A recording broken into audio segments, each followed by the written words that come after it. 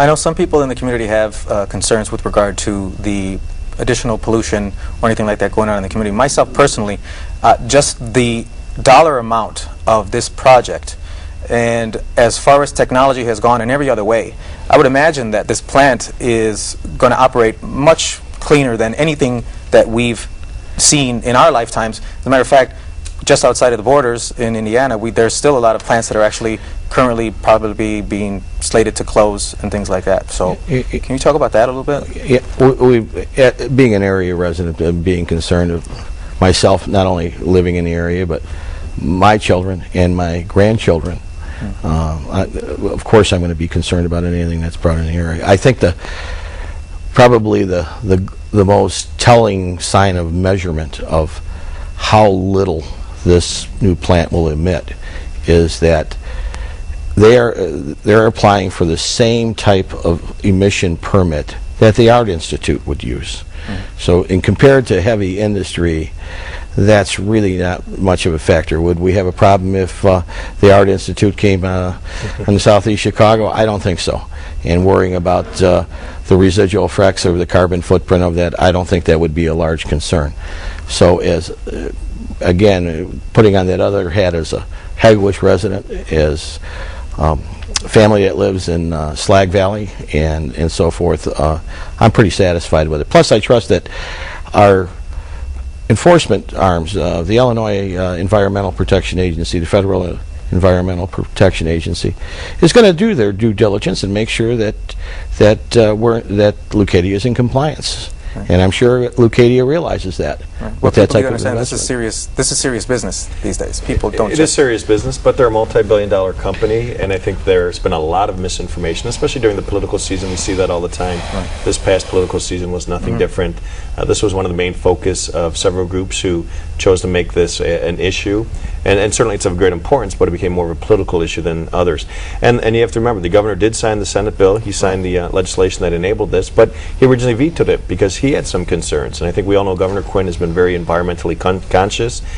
He founded CUB, Citizen Utility Board. So there were some issues that needed to be worked out, and as part of the legislative process, those issues were worked out. Now groups are in favor of this, who in the past were not in favor of it or who are maybe staying neutral. So we do have much support now, and I think much misinformation has been out there.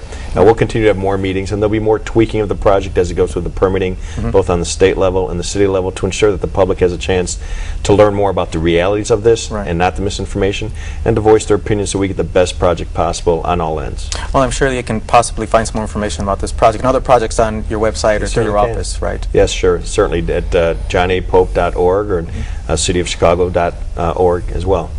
Mr. Stalnos, with regard to the training, that's another bit of misinformation that I feel needs to be brought out into the air.